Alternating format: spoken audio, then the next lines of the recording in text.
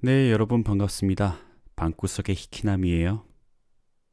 요즘은 별일을 하지 않았는데도 금방 하루가 지나가고 벌써 취침 시간이더라고요. 전 아직 영화도 보고 싶고 게임도 하고 싶고 하고 싶은 일이 잔뜩 있는데 역시 어디 한눈 안 팔고 시간을 얼마나 효율적으로 잘 쓰냐에 달린 것 같아요.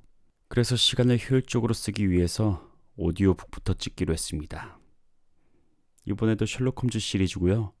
제목은 그리스어 통역관. 제가 저번에 읽어드린 장기 입원 환자, 바로 다음 이야기입니다. 먼저 듣고 오시면 좋을 듯하네요. 영상을 듣고 마음에 드셨다면 구독과 좋아요, 하고 싶으신 말씀은 댓글로 부탁드립니다. 그럼 시작하겠습니다. 그리스어 통역관 1장 명탐정의 형. 홈즈와 나는 상당히 오래된 친구로서 친한 사이였지만 홈즈는 자신의 친척이나 혈육에 대한 이야기를 입 밖에 낸 적이 없었다. 또한 젊었을 때의 생활에 관해서도 거의 말이 없었다. 홈즈가 이러한 이야기를 전혀 하지 않은 탓에 나는 홈즈가 머리는 명석하지만 인간미가 부족한 것이 아닐까 하고 생각했을 때도 있다. 그러므로 난 홈즈에게는 가까운 혈육이 없는 것으로 생각하게 되었다. 따라서 홈즈가 자기의 형에 관해서 이야기를 꺼내자 놀라지 않을 수가 없었다. 어느 여름날 해질 무렵이었다. 차를 마시고 나서 이런저런 이야기를 나누다가 유전에 관한 것이 화제에 올랐다. 인간의 특수한 재능이 유전에 의한 것인가 아니면 젊어서부터의 훈련에 의한 것인가에 대해서 서로 토론을 벌였다. 내가 말했다. 지금까지 자네가 이야기한 바에 따르면 자네의 관찰력이나 추리력은 분명히 자네 자신의 훈련으로 이루어진 것이 되겠구만. 홈즈는 약간 머뭇거리다가 대답했다. 어느 정도는 그렇다는 거지.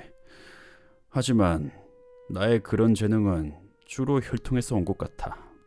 아마도 할머니에게서 물려받은 것 같은데 우리 할머니는 베르네라는 프랑스인 화가의 동생이셨어. 예술가의 혈통은 가끔 색다른 인간을 탄생시키거든. 그런데 어떻게 자네의 재능이 유전에 의한 것이란 사실을 알지? 그야 내 형인 마이크로프트는 나보다 더 뛰어난 재능의 소유자니까. 그건 처음 듣는 이야기였다. 이런 특수한 재능을 가진 남자가 영국에 또 한 명이 있다는데 세상 사람들은 물론 경찰에서도 그걸 모르고 있었다니 어떻게 된 일인가.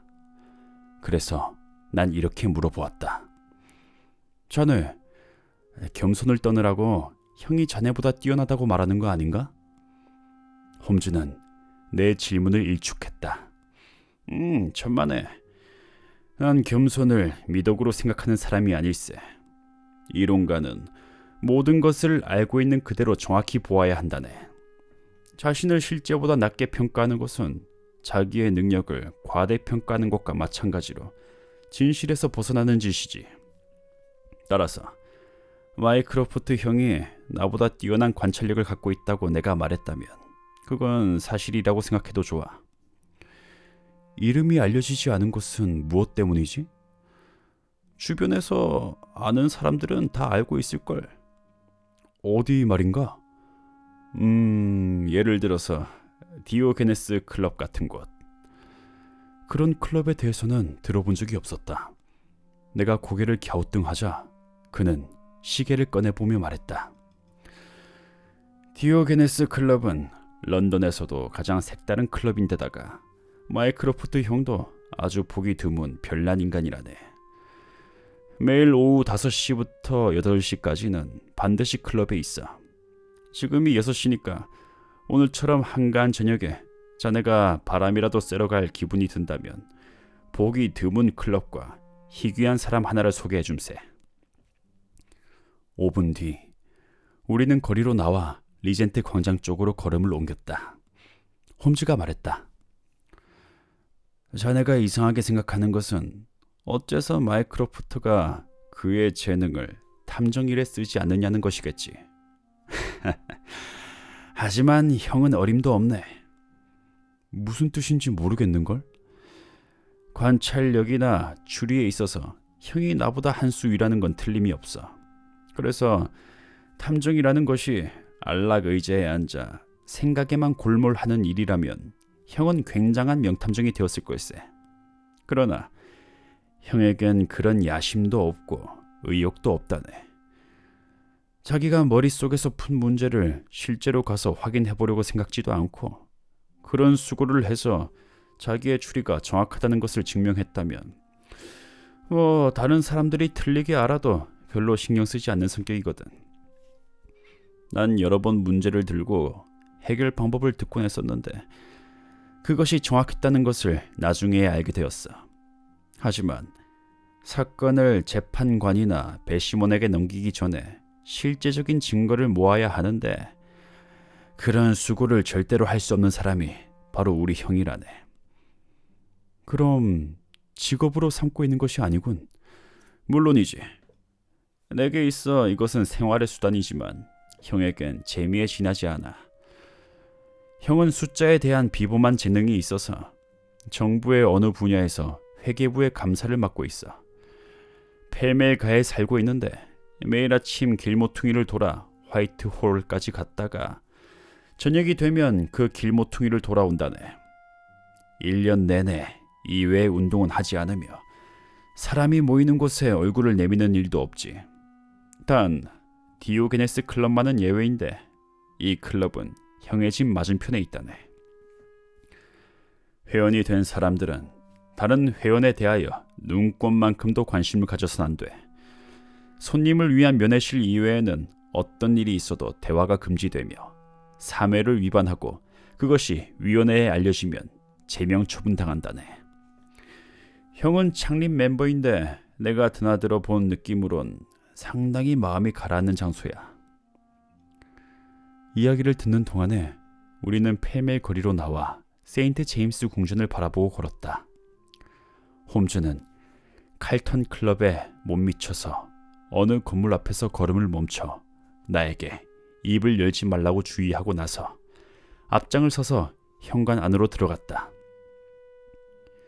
유리문을 통해 넓고 훌륭한 홀이 보였는데 거기엔 상당히 많은 사람들이 각자의 작은 칸막이 안에 앉아 신문 따위를 읽고 있었다. 홈즈는 펠멜 거리 쪽으로 난 작은 방으로 나를 안내하곤 곧 밖으로 나가 한눈에 형제라고 알아볼 만한 사람을 데리고 왔다. 마이크로프트 홈즈는 셜록보다 뼈가 굵고 약간 뚱뚱했다. 얼굴 역시 큰 편이었으나 어딘지 모르게 표정에 날카로운 것이 번뜩였다. 그리고 그의 잿빛 눈은 생각에 잠겨있는 듯 했는데 그것은 셜록 홈즈가 열심히 생각을 정리하고 있을 때 보이는 눈매를 그대로 닮았다. 마이크로프트는 물개의 지느러미 같은 평평한 손을 내밀었다. 반갑습니다. 당신이 기록을 발표하기 시작하면서 셜록의 주가가 많이 올라간 것 같습니다. 그런데 셜록, 지난주엔 마이너 하우스 사건으로 내게 상의를 하러 올 것이라 생각했다. 너에겐 약간 무리일 것 같던데. 홈즈가 빙그레 웃으며 말했다. 아니, 잘 해결했습니다. 범인은 역시 애덤스였지. 예, 애덤스였습니다. 그럴 줄 알았지, 처음부터. 형제는 활 모양으로 튀어나온 창문턱에 나란히 걸터앉았다. 마이크로프트가 말했다. 인간들을 연구하려는 사람들에겐 이곳은 둘도 없는 좋은 장소지. 여러 종류의 인간들이 지나가거든. 예를 들어 이쪽으로 오고 있는 저 두 사람을 잘 보라고. 당구장의 점수 계산원과 그의 친구인 모양인데요. 맞아. 그런데 그 친구를 어떻게 생각하나? 두 사람은 바로 창 정면으로 걸어오고 있었다. 내가 본 바로는 한쪽 사나이의 조끼 주머니에 묻은 초크 자국이 당구장과 관계가 있는 유일한 표시였다. 다른 한 사람은 몸집이 작고 피부가 검은 남자로 모자를 뒤로 넘겨 쓰고 작은 보퉁이 몇 개를 겨드랑이에 끼고 있었다. 셜록이 말했다. 군인이었던 모양이군요. 마이크로프트가 받았다. 아주 최근에 제대했군. 인도에서 근무했군요. 하사관급인데 병과는 포병, 호라비가 틀림없고. 하지만 아이가 하나 있는 모양입니다. 하나가 아니야. 그거에 어쨌든 저 태도며 내민 턱, 햇볕에 탄 얼굴. 군인이긴 하나 그렇다고 졸병은 아닌 것 같고 인도에 돌아온 지 얼마 되지 않았다는 것을 알 수 있죠. 마이크로프트의 설명이 이어졌다. 최근에 제대했다는 것은 군대에서 지급한 군화를 그대로 신고 있는 것으로 알 수 있지. 다리를 벌리고 걷는 기병대의 걸음걸이는 아닌 것 같고 저 체격으로는 보병이나 공병은 무리이니 포병대가 알맞겠어요. 그리고 검은 리본을 달고 있는 것으로 보아 가까운 사람 누군가가 최근에 죽은 모양이야. 그것이 아내라는 것은 직접 장을 봐오는 보퉁이로 짐작이 가지. 딸랑이를 갖고 있는 것으로 보아 한 아이는 갓난아이 같다. 아내는 산후가 좋지 않아서 죽은 것이 틀림없고 그림책을 산 것으로 보아 좀 더 큰 아이도 있겠는걸. 형이 자기보다 예리한 눈을 갖고 있다는 홈즈의 말에 그제야 그럴만하다는 수긍이 갔다. 홈즈가 흘끗 나를 쳐다보며 어떠냐 눈투로 싱긋 웃었다. 마이크로프트는 거북 등껍질로 만든 담배 상자를 꺼내 담배 한 대를 물고는 홈즈를 향해서 말했다. 그런데 말이다, 셜록. 네가 덥석 덤벼들 만한 사건이 있단다. 아주 묘한 사건인데 내게 해결해 달라고 찾아왔더구나. 이야기를 들어보겠니? 들어보고 말고요, 형님. 마이크로프트는 수첩에서 종이 한 장을 뜯어내더니 뭐라고 적어 배를 눌러 급사에게 심부름을 보냈다. 밀러스라는 사람을 부르러 보냈다. 그 사람은 내 아파트의 한층 위층에 살고 있는데 평상시에 안면이 있어서 자기가 겪은 걱정스러운 일을 상의하러 왔지 뭐냐. 그리스인으로 알고 있는데 어학에 능한 사람이야. 법정에서 통역을 하고 틈틈이 노선볼랜드가의 1급 호텔에 묵는 동양인 부자들의 안내를 맡아 생활하지. 그가 체험한 이상한 이야기를 본인에게서 직접 들어보자고. 2장 통역관의 모험. 잠시 뒤 작은 키에 뚱뚱한 사나이가 자리를 함께하게 되었다. 올리브색의 얼굴과 까만 머리카락을 보고 남쪽 나라 태생이란 것을 알 수 있었으나 말씨는 교양 있는 영국인과 다를 바가 없었다. 힘주어 홈즈와 악수를 나누고 이 유명한 탐정이 자기의 이야기를 듣고 싶어 한다는 것을 알자 그의 까만 눈에는 기쁨의 빛이 감돌았다. 밀러스는 침울한 목소리로 말했다. 경찰은 내 이야기를 믿어주려고 하지도 않습니다. 도대체 있을 법한 일이 아니니까요. 하지만 얼굴에 온통 반창고를 바른 그 불쌍한 사람이 어찌 되었을까, 그걸 알기 전까진 마음이 편치 않을 겁니다. 홈즈가 말했다. 처음부터 차례대로 이야기해 주시지요. 밀러스가 말을 이었다. 오늘이 수요일이지요. 그러니까 월요일 밤, 즉 엊그제 그 일이 일어났습니다. 마이크로프트 씨에게서 들으셨겠지만 나는 통역을 하고 있습니다. 여러 나라 말을 통역합니다만 태생이 그리스라서 주로 그리스말 관계의 통역을 합니다. 그리하여 런던에선 손꼽히는 그리스어 통역관으로 호텔 계통에서 특히 알아주지요. 흔히 있는 일입니다만 말이 통하지 않는 외국인이나 늦게 도착해서 통역을 구하는 여행자의 부탁으로 해서 늦은 시간에 호출되곤 하지요. 그러므로 월요일 밤 레티머 씨라는 잘 차려입은 젊은 신사가 내 아파트로 찾아와서 마차를 밖에 세워두었으니 함께 가달라고 부탁했을 때도 별로 놀라워하지 않았습니다. 그리스인 친구가 장사일로 찾아왔는데 그 사람은 자기 나라 말밖에 몰라서 아무래도 통역이 필요하다는 것이었습니다. 집은 켄싱턴으로 상당히 먼 곳이었는데 거리로 나오자마자 나를 영업용 마차로 이렇게 밀어넣다시피 하는 것이 몹시 서두르는 것 같았습니다. 방금 영업용이라고 했는데 나는 곧 내가 탄 것이 개인 소유의 마차가 아닌가 하는 그런 의심을 갖게 되었습니다. 영업용보다는 안락하고 내부 역시 낡긴 했지만 고급스럽게 꾸며져 있었던 것입니다. 레티머 씨는 나와 마주 앉았고 마차는 체링 크로스 광장을 가로질러 사프트스 버리가를 달리고 있었습니다. 그리고는 옥스포드가에 이르렀는데 그때 내가 이건 켄싱턴으로 가는 방향이 아니라고 말했지요.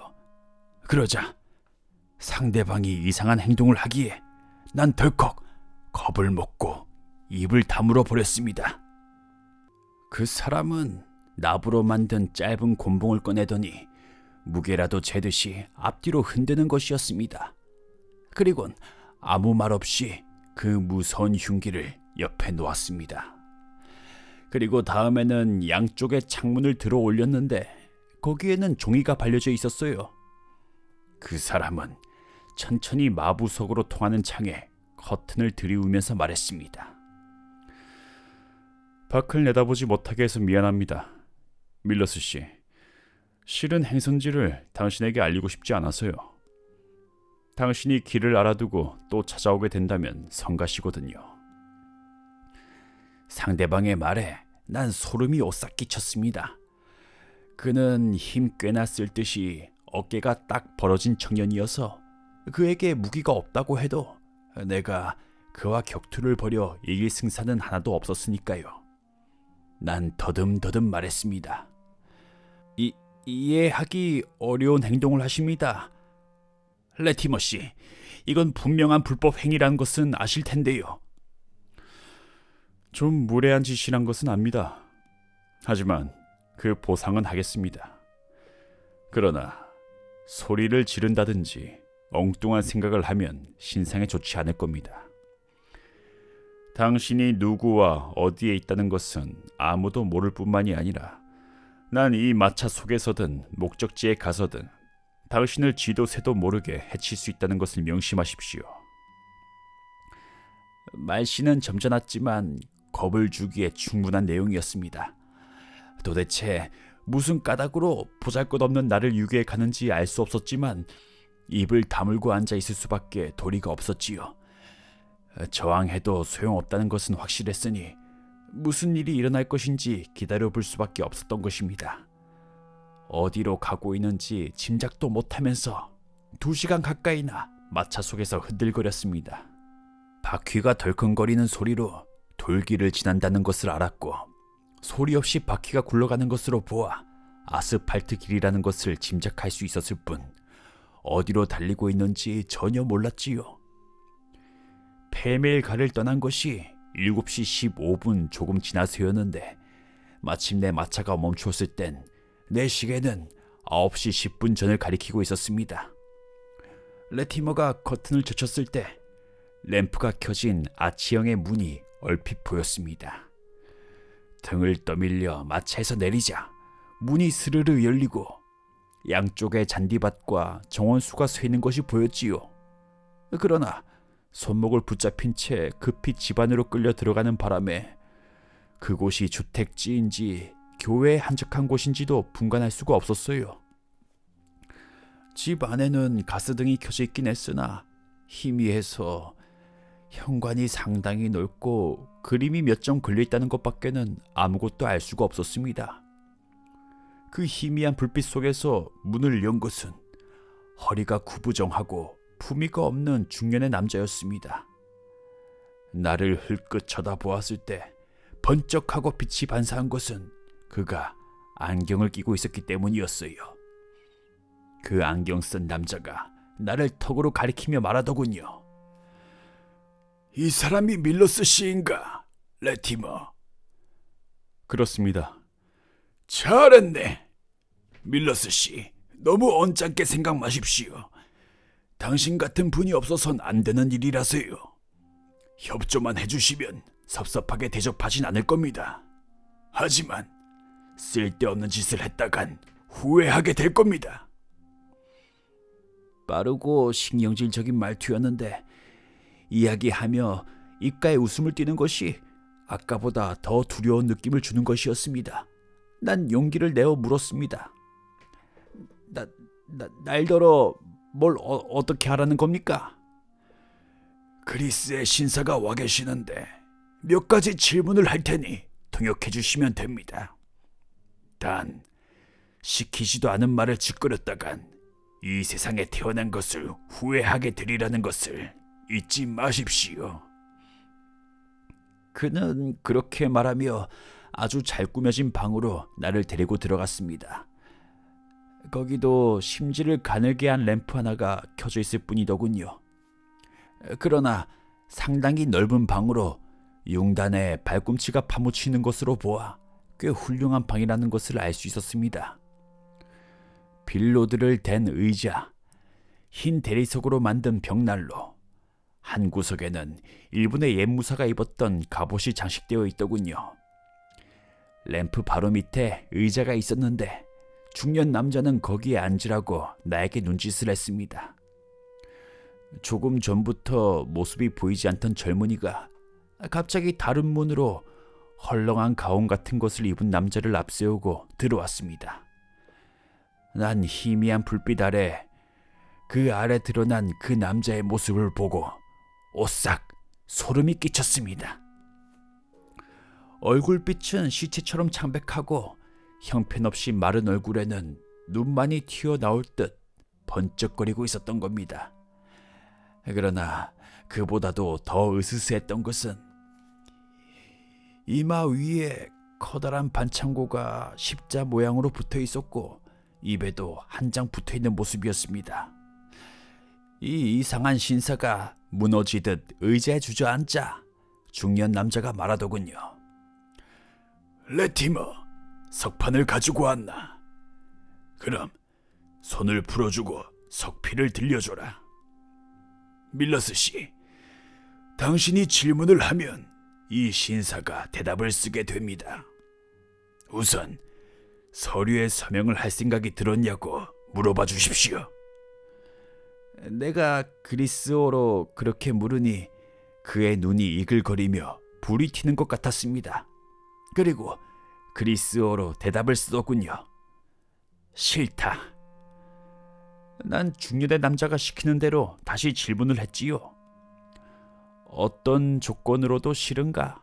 그렇다면 네 목숨이 어떻게 된다는 것을 알 텐데. 난 어떻게 되어도 상관없다. 이런 문답을 하고 있는 동안 내게 좋은 생각이 떠올랐습니다. 질문을 할 때마다 다른 질문을 짧게 덧붙인 것이지요.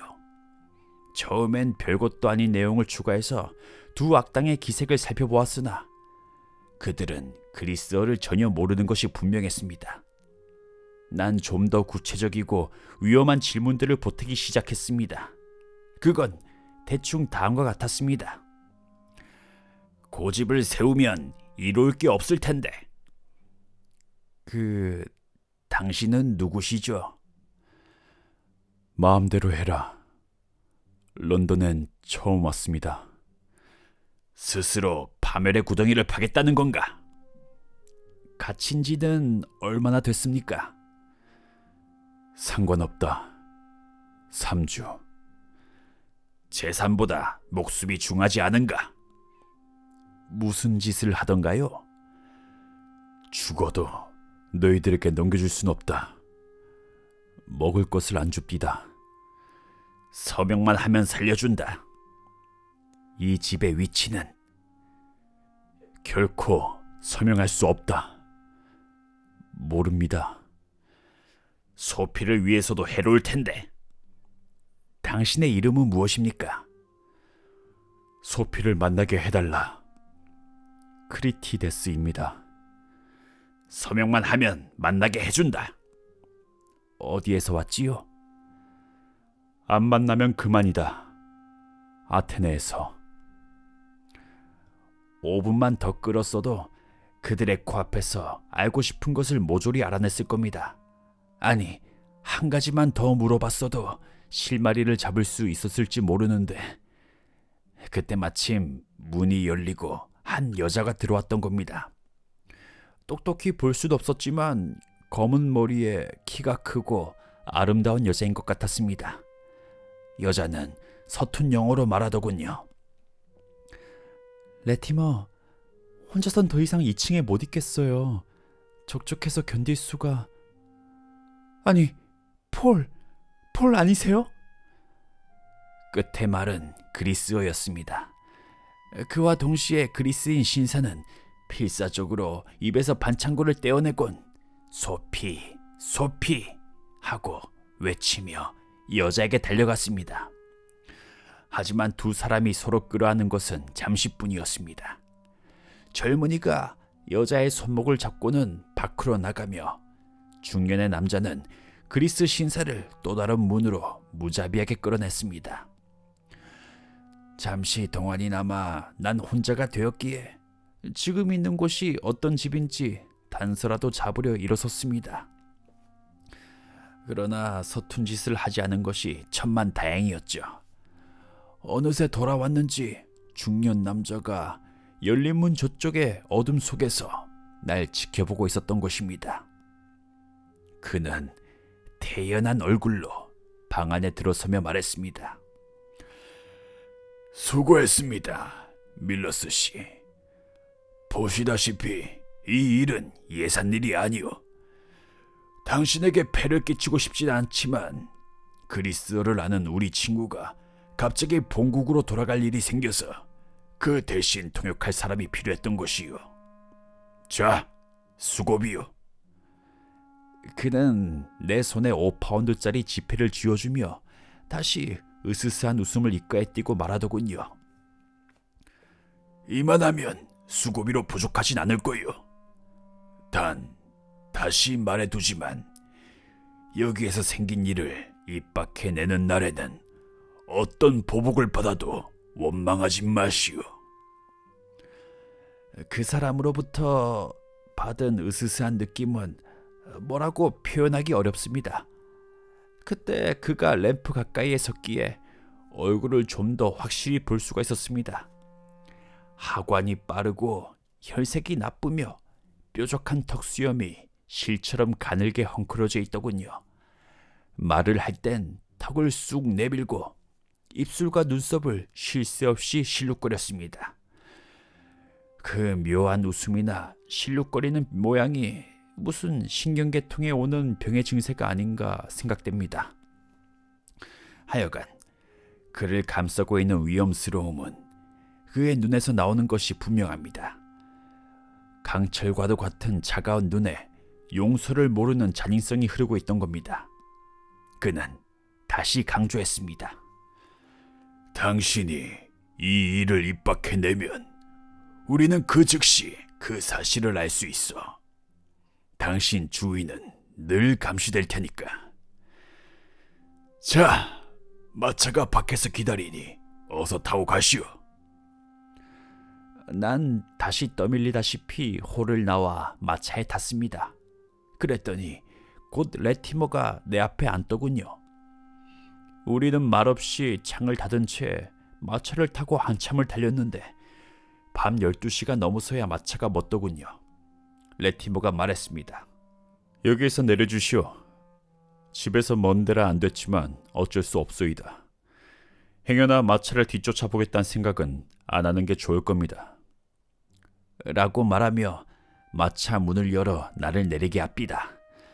그리고 마부에게 명령을 내리자 채찍을 휘두르는 소리가 나며 순식간에 마차는 멀어져 갔습니다. 주위를 둘러보았지만 전혀 낯선 곳이었습니다. 내가 서 있는 곳은 밀밭이 이어진 벌판의 시골길이었습니다. 멀리 불이 켜진 집들이 보였고 반대쪽으로는 철도의 붉은 신호등이 보이더군요. 내가 막 불빛 쪽으로 걸음을 옮기려 했을 때 저쪽에서 인기척이 들리더군요. 가까이 온 사람은 철도역의 화물 운반원이었습니다. 여기가 어디지요? 내 물음에 철도 운반원은 내 아래 위를 훑어보며 말했습니다. 원스워스입니다. 런던으로 가는 차를 탈 수 있겠습니까? 이 길을 따라 1마일 정도 걸어가면 여기 보일게요. 한 30분 뒤에 막차가 올 겁니다. 그래서 난 무사히 런던으로 돌아왔고 내 모험은 끝났습니다. 홈즈 씨, 갔던 장소도 이야기를 나눈 상대도 모르며 지금 이야기한 것 외에는 아무것도 몰라요. 그러나 흉악한 범죄가 진행되고 있다는 것만은 확실하고 그 불행한 그리스인을 도와주고 싶은 생각뿐입니다. 그래서 마이크로프트 씨에게 이야기를 한 다음 경찰에도 신고를 해두었습니다. 밀러스의 기묘한 이야기가 끝났으나 잠시 동안은 아무도 입을 열지 않았다. 이윽고 홈즈가 형을 바라보고 물었다. 그래, 무슨 손을 쓰셨습니까? 마이크로프트는 탁자 위에 있던 데일리 뉴스 신문을 집어들었다. 아테네에서 온 그리스인 신사 폴 크리티데스 씨의 행방을 알려주시는 분에게는 살해하겠음. 소피라는 그리스 여인에 대해서도 알려주시면 마찬가지로 살해하겠음. 이런 광고를 신문마다 냈지만 아무런 응답이 없었어. 그리스 대사관은요? 조회받지만 아무것도 모른다는 거야. 그럼 아테네의 경시총감에게도 알리셨습니까? 내 말에 마이크로프트는 나에게로 고개를 돌리며 말했다. 홈즈 가문의 활동력은 셜록 홈즈가 타고났습니다. 자, 셜록, 한번 활동을 시작해봐. 그리고 그 결과나 내게 알려주고. 홈즈는 의자에서 일어서며 말했다. 알려드리고 말고요. 밀러스 씨에게도요. 그런데 밀러스 씨, 내가 당신이라면 정신을 바짝 차릴 겁니다. 이 광고는 붙잡혀 있는 그리스인의 가족이 낸 것으로 되어 있습니다만 그들은 당신이 배반했다고 생각할지도 모르니까요. 3장 재산을 노리다. 함께 돌아오는 길에 홈즈는 우체국에 들러 몇 통인가 전보를 쳤다. 여보게 왓슨, 오늘 저녁의 산책은 결코 헛되지 않았지. 내가 손을 댄 기괴한 사건 중에는 이렇게 마이크로프트 형을 통해서 시작된 것이 적지 않아. 지금 들고 온 문제도 한번 도전해 볼 만하지 않나? 해결의 실마리라도 잡았나? 글쎄, 그 정도로 사실을 알았다면 나머지는 자연히 풀리기 마련이 아닐까. 자네도 조금 전에 들은 여러 가지 사실에서 무엇인가 논리적인 추리를 해낼 수 있을 텐데. 막연하긴 하지만. 그래, 어떤 내용인가? 내 생각에 그 소피라는 아가씨는 헤럴드 레티모라는 젊은 영국인에게 납치된 것 같아. 어디서 납치되어 왔을까? 아마도 아테네겠지? 홈즈가 고개를 저었다. 그 젊은이는 그리스어를 한마디도 몰라. 반면에 그리스 아가씨는 영어를 좀 할 줄 알거든. 따라서 아가씨는 영국에 온 지 얼마쯤 되지만 젊은이는 그리스에 간 적이 없다는 얘기가 돼. 아, 그렇겠군. 그럼 그 아가씨는 영국에 관광하러 왔던 것으로 하세. 그것을 헤럴드가 접근, 납치한 걸세. 그쪽이 사실에 가까운 것 같아. 그리고 붙잡혀 있는 그리스인 남자는 아가씨의 오빠가 틀림이 없는데 그는 누이 동생을 데려가기 위해서 왔을 것 같아. 그런데 오히려 악당들에게 붙잡히는 몸이 된 거지. 오빠는 동생의 재산을 관리하고 있는 모양인데 두 악당은 헤럴드와의 결혼을 빙자해서 그 재산을 가로채려는 것 같아. 그래서 서류에 강제로 서명시킬 생각인 것 같아. 하지만 오빠는 그걸 거절했어. 결판을 내기 위해서 그리스어를 아는 밀러스 씨를 데려갔는데 일당 중에도 그리스인이 하나 있는 모양이더군. 한편 동생은 오빠가 왔다는 사실을 모르고 있었는데 우연히 아래층에 내려왔다가 오빠를 보게 된 것일세. 훌륭해, 왓슨. 진상은 틀림없이 그렇네. 사건의 내용은 파악되었지만 나머지 문제는 놈들이 그 남매를 해치지는 않을까 하는 것일세. 저쪽에서 시간만 끌어주면 좋겠는데. 하지만 놈들의 은신처를 어떻게 찾아내지?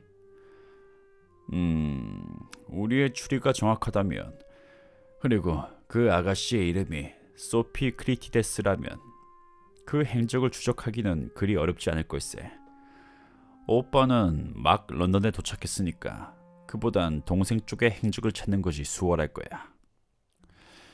그 헤럴드라는 청년이 그리스 아가씨와 알게 된 지는 상당히 오래된 것 같아.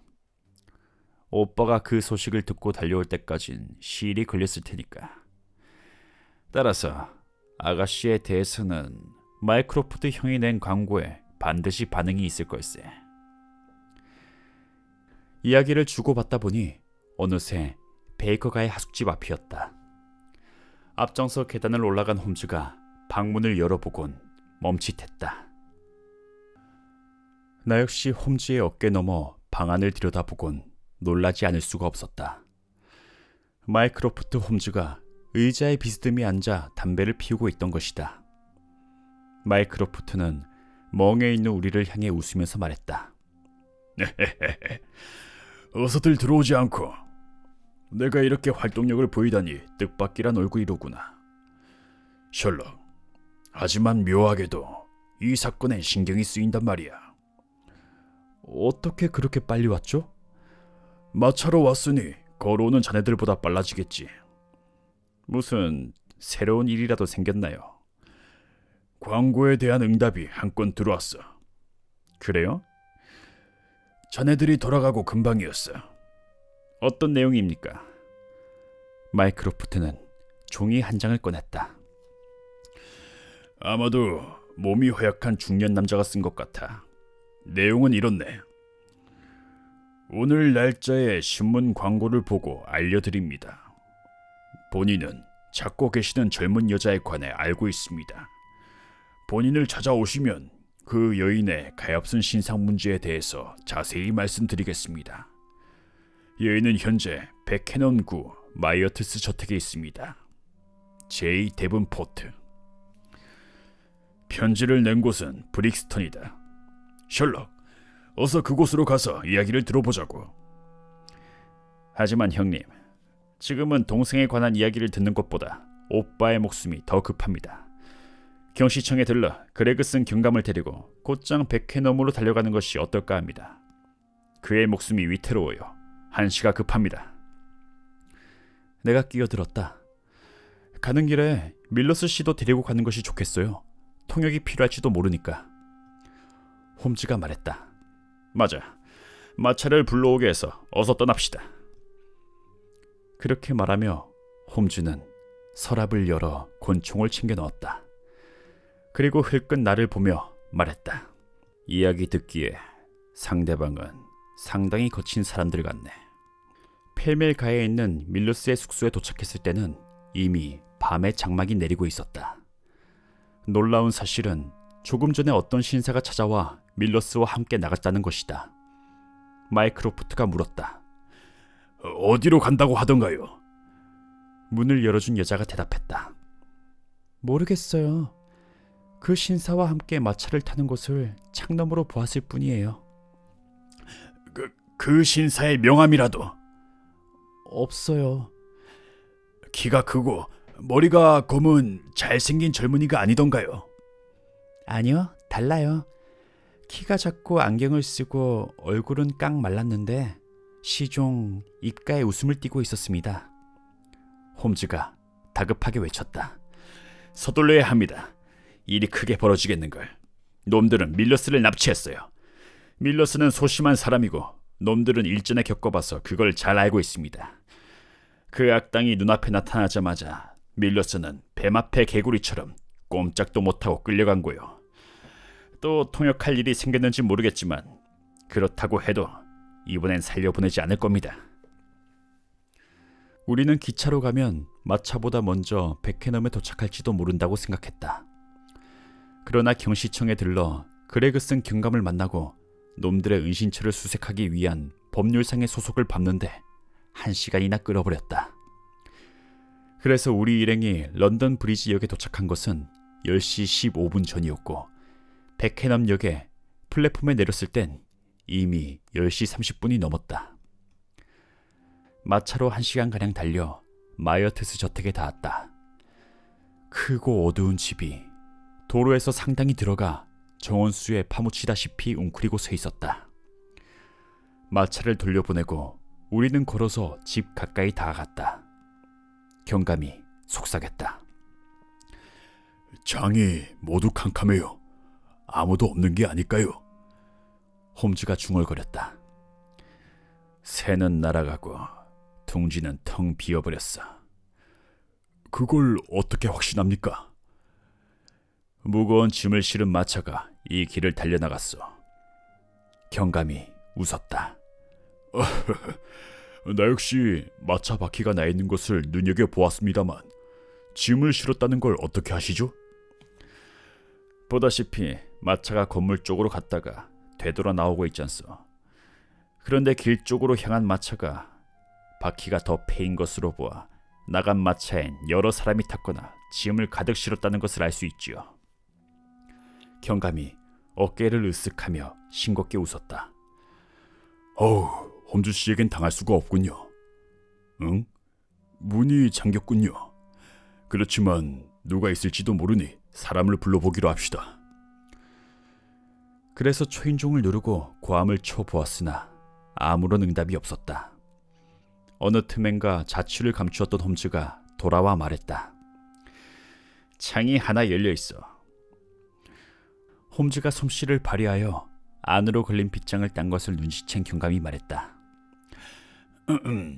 상황이 상황이니만큼 허가는 없지만 창을 넘어 들어가기로 합시다. 우리는 차례로 창을 넘었다. 더듬더듬 넓은 방을 찾아 들어가자 경감이 불을 켰다. 그곳은 밀러스의 말대로 2개의 문이 반대 방향으로 나 있었고 일본 무사의 갑옷도 있었다. 그리고 테이블 위에는 잔이 2, 브랜디 병과 먹다 남은 음식 부스러기가 있었다. 홈즈가 다급한 목소리로 말했다. 저게 무슨 소리지? 우리는 모두 제자리에 우뚝 서서 귀를 기울였다. 신음하는 듯한 낮은 소리가 천정 위쪽에서 간간히 들려왔다. 홈즈는 이미 문 쪽으로 뛰어가고 있었다. 우리도 그 뒤를 따라 일제히 홀로 달려갔다. 신음소리는 2층에서 들리는 것이었다. 우리 모두는 계단을 뛰어 올라갔다. 뚱뚱한 편인 마이크로프트는 숨을 헐떡이며 뒤를 따랐다. 2층에는 3개의 문이 나란히 있었는데 낮은 신음소리는 가운데 문에서 새어나오고 있었다. 홈즈는 문을 열어젖히고 캄캄한 방 안으로 뛰어들었으나 곧 목을 감싸쥐고 달려나왔다. 숯불이다. 문을 활짝 열어 환기를 시켜야 돼. 안을 들여다보니 방 한가운데 놓인 놋 화로에서 파란 불꽃이 춤을 추듯 피어오르고 있었다. 그 불꽃은 마치 도깨비 불처럼 사방을 희미하게 비추고 있었는데 그 빛으로 벽을 등지고 쓰러져 있는 2 사람의 그림자가 보였다. 방 안에선 독한 가스가 흘러나와 숨이 막히고 기침이 나왔다. 홈즈는 복도 끝에 창문을 열어 신선한 공기를 들이마시곤 방 안으로 달려들어가 창문을 부수고 화로를 아래로 내던졌다. 그리고 다시 복도로 달려나오더니 숨을 몰아쉬며 말했다.